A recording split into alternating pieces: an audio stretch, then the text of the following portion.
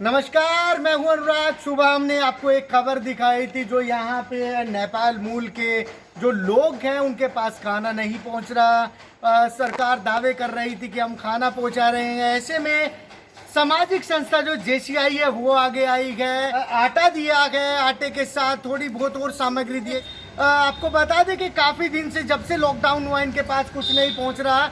ये इनके पड़ोस में रहते हैं सतीश चूचरा जी, जो सेक्रेटरी हैं यहाँ के नगर परिषद में, भूतपूर्व सेक्रेटरी। वो इनका अब तक का काम चला रहे थे, जिसमें से वो रेगुलर 1 किलो 1.5 किलो आटा वगैरह सामग्री वो पहुँचा रहे थे। इसके साथ खबर देखने के बाद जो JCI गए उन्होंने अपनी जिम्मेदारी समझी है सरकार से अलग, और उन्होंने पूरी जिम्मेदारी समझ के आज वो इन लोगों के पास आए हैं। 30 से 40 परिवारों का परिवार जो लोगों का परिवार यहाँ रहता है, आज उनके पास ये लोग आए गए। देखते हैं अभी इनका आगे का हाल आपको दिखाते हैं। फिलहाल यहाँ हम खड़े गए जहाँ विधायक के दावे फिर से फेल होते दिख रहे गए। सरकार ने जो SDM साहब उन्होंने BLO लगाए गए, JE लगाए गए रिपोर्टिंग के लिए कि किस प्रकार से लोगों के जो ज़रूरतमंद है उन तक सामान पहुंचाना है, राहत सामग्री पहुंचानी है। लेकिन यहाँ राहत सामग्री अभी तक नहीं पहुंची थी। आज JCI यहाँ पे राहत सामग्री पहुंचाने के लिए पहुंची। हमारे साथ है JCI के प्रधान नरेश सैनी जी। इसके साथ ही बात करेंगे इस मोहल्ले के जो पार्षद भी हैं सतीश चूचरा जी से। पहले बात करते हैं नरेश सैनी जी से, फिर बात करते हैं सतीश चूचरा जी से किस प्रकार की समस्या यहाँ पे आई है। सबसे पहले तो नमस्कार, आप आज यहाँ पे आए हैं, जरूरतमंद लोगों के पास आए हैं। जो काम सरकार नहीं कर रही है वो आपकी संस्थाएं कर रही हैं, तो आज किस लिए यहाँ पे आए हैं सबसे पहले पूछना चाहेंगे सर। जैसा कि आज दिन में एक न्यूज़ देखी थी NT न्यूज़ की जी कि नेपाली मूल के कुछ लोग रहते हैं यहाँ पे, लगभग 15 से 20 घर हैं, 40-45 आदमी जी सब है, मतलब परिवार के लोग। वहाँ तक सरकार की तरफ से अभी तक कोई भी सहायता नहीं पहुँची है। यहाँ का जो स्थानीय प्रशासन है और जो MLA है उसके थ्रू भी यहाँ तक कोई भी आज तक कोई भी मतलब इनकी सहायता नहीं पहुँची है। तो आज पता चला तो फिर हम JCI यहाँ की तरफ से, संस्था की तरफ से राशन सामग्री बांट ही रहे हैं शहर के अंदर जी। ये शहर के जो समाज सेवी लोग हैं उनके सहयोग से ही चल रहा है ये प्रोग्राम JCI यहाँ का।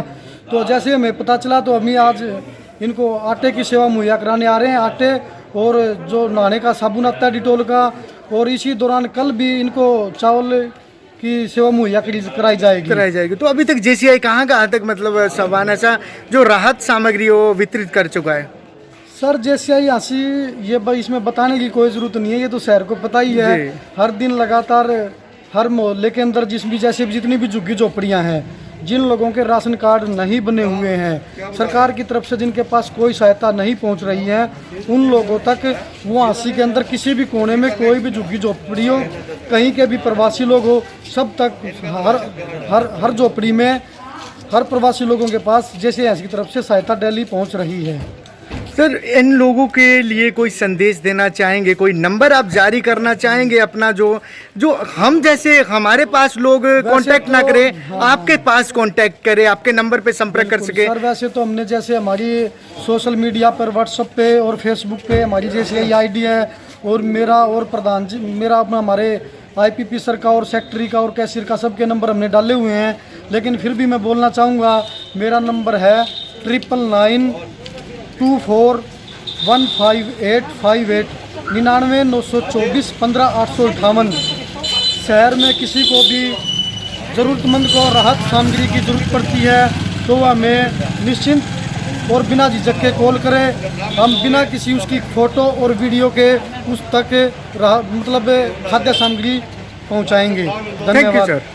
ऐसी आपदा के वक्त में जब इनके पास राहत सामग्री नहीं पहुंच रही है और इन्होंने कहा कि आप पहुंचा रहे हैं, तो ऐसे में क्या कहेंगे। ऐसा है जी, इनके पास ये मांग के राज्य नहीं है, ये चौकीदारा कर रहे हैं। इनको पास जो मंथली इनको रेमुनेशन आता है वो नहीं मिल रहा था। इस वजह से पड़ोस में कोई भी किसी किस्म की कोई दिक्कत हो तो मेरा पूछना फर्ज बनता था जी। उसके बाद मैंने यथासंभव इनको राशन का प्रोविज़न करवाया, जो भी इनकी डिमांड थी वो करवाई। तो जैसे भी था कि इनको एहसास कराया कि आप लोग जो है ना, जब भी रात को भी कहोगे तो रात को भी मिलेगा, वो प्रोवाइड करवाया।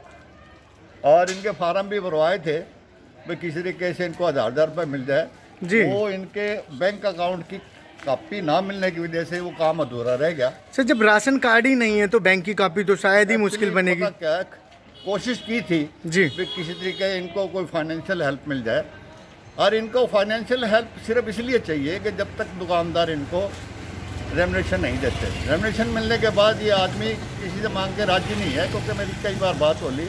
अच्छा, जो इनके लेडीज़ हैं वो काम करती हैं दूसरों के घरों में, जी, वो काम भी आजकल सस्पेंड हो रहा है, बंद हो गया। जी, आप एक तजुर्बेकार आदमी हैं, सेक्रेटरी रह चुके हैं नगर परिषद के। जैसा कि बात करें पैसों की, जो बात चल रही थी 3 करोड़ 20 लाख रुपए की, ऐसे में सर बात करें जो इनकी ज़रूरत के लिए भी वो पैसा यूज़ किया जा सकता था। म्युनिसिपल बाई लॉज में क्लियर है, म्युनिसिपल लॉज में क्लियर है, आपके पास ग्रांट नहीं है तो म्युनिसिपल कमेटी की ये बेसिकली जिम्मेवारी है। जी, कोई भी ये महामारी हो ना, ये अपने फंड से भी पैसा दे सकते हैं, फंड से राशन प्रोवाइड करवा सकते हैं, हर चीज़ ये मतलब ये म्युनिसिपल बाई लॉज के हिसाब से दे सकते हैं। ये नहीं दे रहे, ये इनकी अपनी। ऐसे में कहीं ना कहीं सरकार के जो वो सामाजिक संस्थाओं पे ठहर गई है। 3 करोड़ 22 लाख खाने का मतलब तो बहुत कुछ है। अब कहाँ ये इनकी आपसी वो हुई है, ये मेरे को पता नहीं, बाकी ये चाहते तो कर सकते थे। यहाँ पे क्वेश्चन पूछना चाहूँगा, जो काम सरकार को करना चाहिए था वहाँ पे जो सामाजिक संस्थाएं वो आगे आ रही हैं। जैसे कि अभी बात चल रही है अपनी जो पैसा आया था वो कहीं ना कहीं इनको यूज करना था, लेकिन कर रही कहीं ना कहीं सामाजिक संस्थाएं। क्या कहेंगे इस बारे में? सामाजिक संस्थाओं का आना तो बहुत अच्छी बात है जी। जो केयर सामाजिक संस्था कर सकती है वो सरकार के आदमी नहीं कर सकते। जी। सरकार के आदमी आए हैं यहाँ, उन्होंने कुछ उनके पूछने का ढंग भी जो ठीक नहीं था। जी, सामाजिक संस्थाओं का आना बहुत ज़रूरी है और वो ठीक काम कर रही हैं। ठीक काम लगभग जितने भी लोग आए हैं ना सामाजिक संस्थाओं ने, सबने कोऑपरेट किया है। कहीं ना कहीं सरकार पे सवाल खड़ा होता है कि वो ना करके जो सामाजिक संस्थाएं कर रही है, पैसा जो ग्रांट आ रही है सेंट्रल गवर्नमेंट से भी आ रही है। पैसा बहुत आ रहा है जी, पैसा जो इनकी डिमांड जा रही है ना वैसे ही आ रहा है जी। अब इन्होंने अगर 3 करोड़ की डिमांड किया तो 3 करोड़ ही सरकार ने भेजा। सरकार की कोई भी कहीं भी कोई फॉल्ट नहीं है। फॉल्ट है नीचे जो लेवल पे एम्प्लॉइज काम करते हैं ना, लापरवाही उन्हीं की है। उनकी हमने बाढ़ देखी है 1995 की, हमने देखी है 2003 की, हमने देखी है 1962 की। ऐसी प्रॉब्लम नहीं आई कभी। पहली बार ऐसा लग रहा है। पहली बार ऐसा आया दिख रहा है कि प्रशासन पूरी तरह अपनी जिम्मेदारी नहीं समझ रहा, नाकारा सिद्ध हुआ है। बिल्कुल। Thank you sir. सेवा यहाँ चल रही है, आज यहाँ आए आप। देखियो, हमारे पास आपके चैनल के माध्यम से पता लगा कि कुछ नेपाली लोग यहाँ चौकीदारी करते हैं हमारे शहर में। उनको खाने पीने की चीज़ें जो है लॉकडाउन के दौरान काफ़ी दिक्कतों का सामना करना पड़ रहा है। और हम जो है जैसे यहाँ से की तरफ से यहाँ आए हैं, हम पूरे शहर में कहीं भी हमारे पास किसी टाइम कोई कॉल आ जाए, हमारे नंबर हमने फेसबुक पे भी जारी कर रखे हैं, व्हाट्सएप पे भी जारी कर रखे हैं। किसी को किसी प्रकार की आटा, चावल, दाल, किसी भी प्रकार की कोई खाद्य सामग्री की आवश्यकता हो तो हमारे प्रधान जी की इजाज़त से हम वहाँ पहुँचाएंगे।